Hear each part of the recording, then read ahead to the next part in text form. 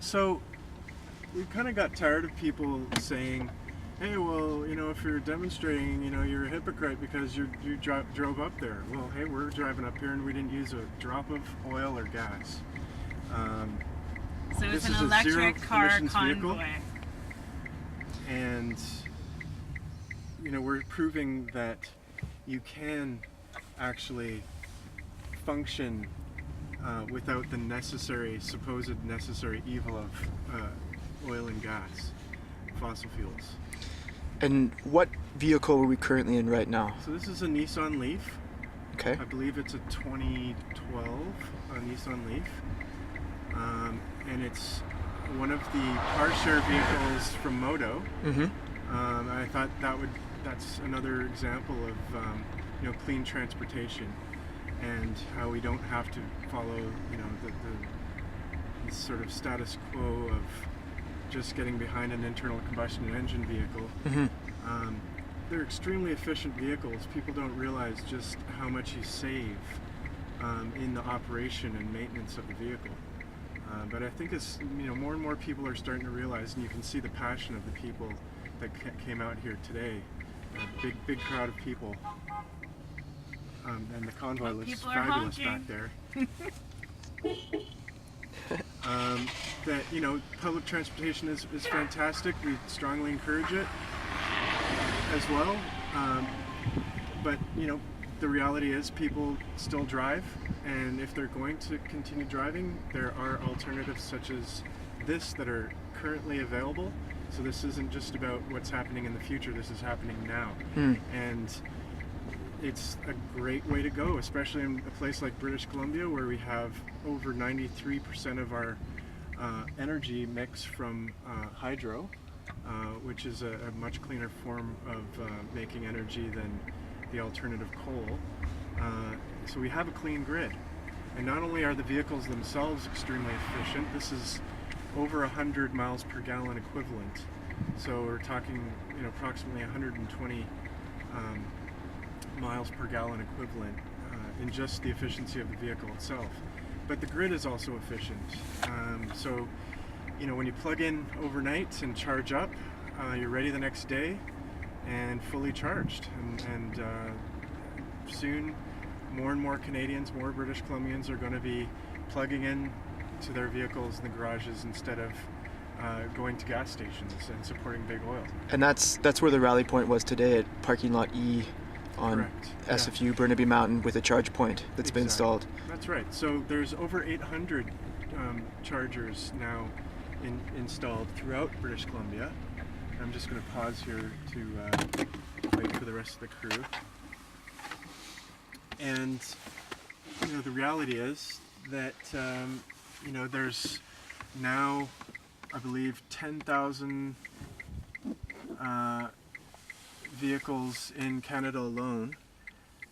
There's over 30,000 in California, just to show what incentives do. So we're a bit behind, but we can certainly do a lot better. We did have a provincial incentive originally, and they removed it last budget. It was for $5,000, a $5,000 rebate. And now, we don't have an incentive, and that's a real shame, but people are still, buying electric cars. And Here they come. here we go. Here goes the convoy. Convoy. Yeah, so...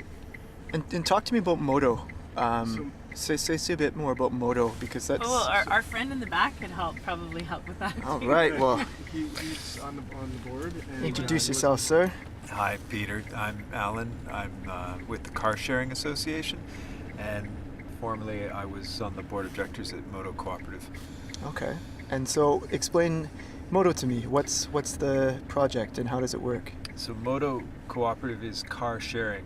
They have a fleet of about 350 vehicles. Members can book those vehicles, use those vehicles, return them to the place that they found them, and make them available for the next users. It allows people to get out of private car ownership but still have access to a car for when a car is needed. Mm-hmm. And the cooperative also encourages alternative forms of transportation like public transit, walking, and cycling. And what we found is that when people start using a car co-op, they slowly reduce the amount of driving that they do, and they learn how to use these alternative modes more. And that's where the benefits come. I mean, at the beginning, you have a smaller number of vehicles in the fleet that are providing for the same level of mobility for people.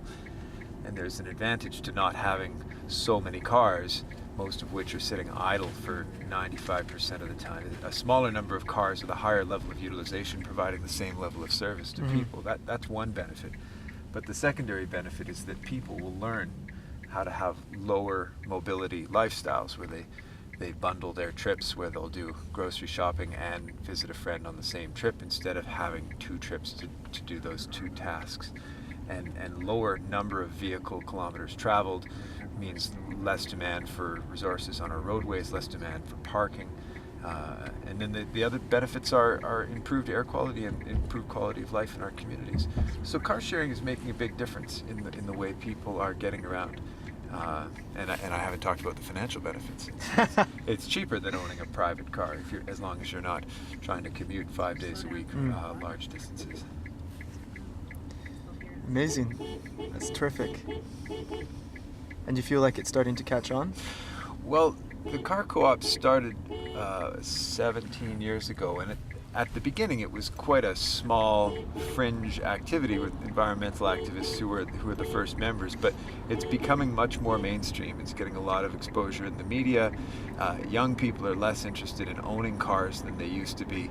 They just want to have access to transportation services. They don't necessarily want to own a vehicle asset. So it's growing rapidly. It's terrific. Thank you. And who do we have in the front seat here? I'm Darcy Riddell. I'm an electric vehicle enthusiast. Amazing. And so, did you help organize this today?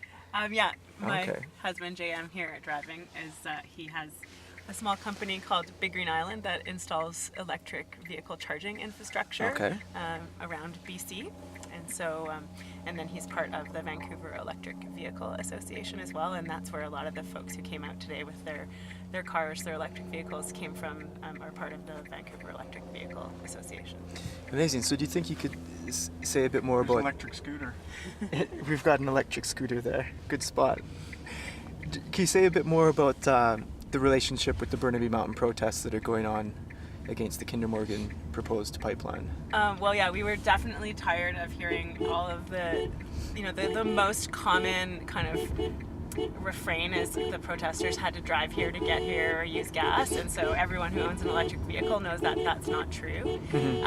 But we don't think that British Columbia's coast and communities should be put at risk with the pipeline expansion projects and helping get more dirty oil out of Alberta. We think we should be investing in a clean energy future here in BC.